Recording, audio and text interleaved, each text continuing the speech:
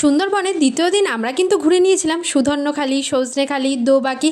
তো চলো, প্রথম দিনের অভিজ্ঞতা তো আমাদের দারুণ ছিল। এবার দ্বিতীয় দিন কিন্তু সকাল 7টা থেকে 7:30টার মধ্যে আমরা লঞ্চ ঘাটের সামনে চলে আসি। এখান থেকেই কিন্তু সমস্ত লঞ্চগুলো ছাড়া হয়। তো সকাল সকাল কিন্তু আমরা লঞ্চে উঠে পড়েছি, আর লঞ্চে উঠেই কিন্তু হাতে পেয়ে গেছি গরম গরম চা আর বিস্কুট। সামনে কিন্তু ঝিরিঝিরি বৃষ্টি পড়ছে, তার মধ্যেই কিন্তু আমরা পৌঁছে গেছি সজনেখালিতে। আর দ্বিতীয় দিন কিন্তু আমাদের একটা গাইড দাদা দিয়ে দিয়েছিল, যে গাইড দাদাই কিন্তু আমাদের সমস্ত কিছু বুঝিয়ে দিচ্ছিল যে কোথায় কি আছে, কি পাওয়া যায়। তারপর কিন্তু ওয়াচ টাওয়ারের ওপরে উঠে আমরা পুরো ভিউটা দেখিনি। তারপর বৃষ্টির জন্য কিন্তু আমরা লঞ্চে উঠে পড়ি, আর লঞ্চে উঠেই হাতে পেয়ে গেছি গরম গরম নান আর মটর দিয়ে একটা তরকারি আর মিষ্টি। তারপর কিন্তু সুধন্যখালিতে নেমে এখানে সুন্দরবনের দেবী বনবিবিকে দেখে আমরা কিন্তু সামনের দিকে এগিয়ে যাই। তারপর নানা গাছপালাদের সঙ্গে আলাপ হয়, যেগুলো কিন্তু আমরা বইতে পড়েছি, যেমন সুন্দরী, গড়ান, গেওয়া। তারপরেই কিন্তু একটা মিষ্টি জলের হ্রদ দেখে সেখান থেকে কিন্তু আবার আমরা লঞ্চে উঠে পড়ি। লঞ্চে উঠেই কিন্তু আমরা হাতে পেয়ে গেলাম গরম গরম ভেজ পকোড়া। আর সুন্দরবন গেছি, খাওয়া দাওয়া করবো না এমন তো কোনো হবেই না। সুন্দরবন মানে যেমন প্রকৃতির সৌন্দর্য, তার মানেই কিন্তু রয়েছে নিত্য নতুন খাওয়া দাওয়া। তো খাওয়া দাওয়া করতে করতে আমরা কিন্তু সামনে দেখে ফেলেছি হরিণ। আমরা কিন্তু আর কিছু দেখি আর না দেখি 10-12টা হরিণ কিন্তু দেখেছি। তারপর আমরা নেমে পড়েছি দোবাকিতে নেমেই আমরা দেখেছি অনেকগুলো লাল কাঁকড়া। তারপরেই দেখো আমরা কিন্তু খাঁচার মধ্যে দিয়ে আসছি, যাতে বাঘ আমাদের কাছে না আসতে পারে, এই জন্য কিন্তু আমাদেরই খাঁচার মধ্যে দিয়ে নিয়ে আসা হয়েছে।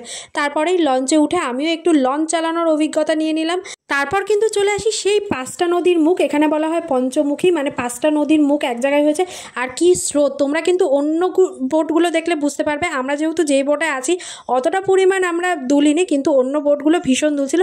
তারপরেই কিন্তু চলে আসে দুপুরের খাওয়া দাওয়া রয়েছে ডাল, আলু ভাজা, ইলিশ মাছের মাথা দিয়ে কচুর শাক, বেগুন দিয়ে ইলিশ মাছের ঝোল, আর রয়েছে ভেটকি পাতুরির সঙ্গে কিন্তু চাটনি পাঁপড়। তারপরে বাইরের প্রকৃতি দেখতে দেখতে আমরা কিন্তু হোটেলে পৌঁছে যাই। আর হোটেলে পৌঁছে আমাদের সন্ধ্যেবেলা টিফিন দিয়ে দিয়েছে, চাউমিন আর কফি। সন্ধ্যেবেলার টিফিন সেরে আমরা কিন্তু চলে গেছি একটু কেনাকাটা করতে। আমাদের হোটেলের সামনেই কিন্তু বসেছে অনেক দোকানপাট, সেখান থেকেই আমরা সবার জন্য কিছু না কিছু কিনে নিয়ে চলে আসি রাত্রের খাবার খেতে।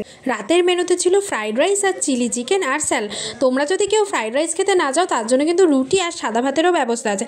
তো এবার চলো আমাদের রুমটা একটু ঘুরিয়ে দেখাই। রুমের সঙ্গেই রয়েছে কিন্তু অ্যাটাচ বাথরুম, আর বাথরুমটাও কিন্তু পরিষ্কার পরিচ্ছন্ন। আর আমরা কিন্তু এসি রুম নিয়েছিলাম। এসি রুমের জন্য কিন্তু 3000 টাকা, আর নন এসির জন্য কিন্তু 2700 টাকা। আর তোমরা কিন্তু এই 3000 টাকার মধ্যেই সব কিছু পেয়ে যাবে। এই 3000 টাকার মধ্যেই তোমরা কিন্তু পেয়ে যাবে 2 রাত্রি 3 দিন থাকা, খাওয়া আর লঞ্চে করে সারা সুন্দরবন ভ্রমণ করা।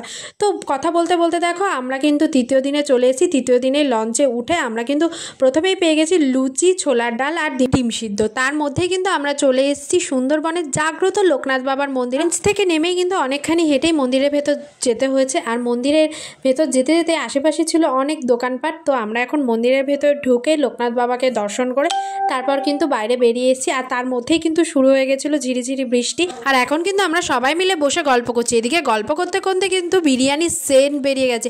আর সুন্দরবন আসবার ইলিশ বিরিয়ানি খাবো না তাই কখনো হয়? এইদিকে দেখো বিরিয়ানি কিন্তু রেডি, আমরা কিন্তু খেতে বসে পড়েছি। আর শুধু কিন্তু ইলিশ বিরিয়ানি ছিল না, সাথে কিন্তু ছিল চিকেন কষাও। জমিয়ে কিন্তু আমরা ইলিশ বিরিয়ানি খেয়ে নিলাম।